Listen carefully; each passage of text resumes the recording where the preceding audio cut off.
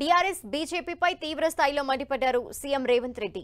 రైతు భరోసాపై బీఆర్ఎస్ తప్పుడు ప్రచారం చేస్తుందని ఫైర్ అయ్యారు. ఈ నెల 9 లోపు రైతు భరోసా నిధుల్ని రైతుల ఖాతాల్లో వేస్తామన్నారు. 15 ఆగస్టు లోపల 2 లక్షల రుణమాఫీ చేస్తామన్నారు. తెలంగాణకు బీజేపీ ఏమిచ్చిందని ఓటు వేయాలన్నారు సీఎం రేవంత్ రెడ్డి. నిన్న మన చంద్రశేఖరరావు చెప్తున్నాడు రైతు భరోసా పథకం పడలేదని.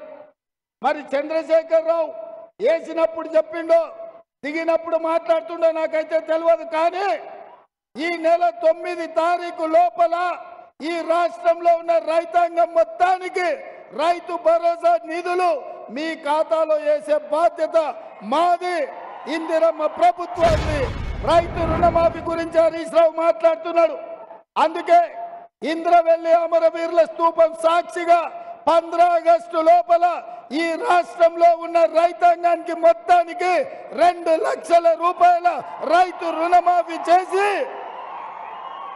ఈ రైతులను ఆదుకునే బాధ్యత మన ప్రభుత్వం తీసుకుంటుంది. కేటీఆర్ కు సూచన చేస్తున్నా, మంచిగా చీర కట్టుకొని ఆడపిల్లలాగా తయారై ఆర్టీసీ బస్ ఎక్కు. ఒకవేళ నిన్ను టికెట్ అడిగితే 6 గ్యారెంటీలు అమలు చేయనట్లే.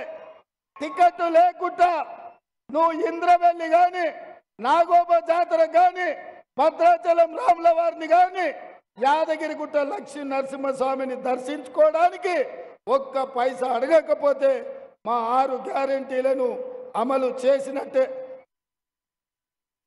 బీజేపీ ఏమిచ్చింది? మోడీ ఏం తెచ్చిండు? మరి నేను అడుగుతున్న ఆదిలాబాద్ బిడ్డల్ని, మనకు గాడిద గుడ్డిచ్చిన బీజేపీకి కర్రు కాల్చి వాత పెడతామా లేదా? సిద్ధమా? బీజేపీకి కర్రు కాల్చి వాత పెడతారు కదా.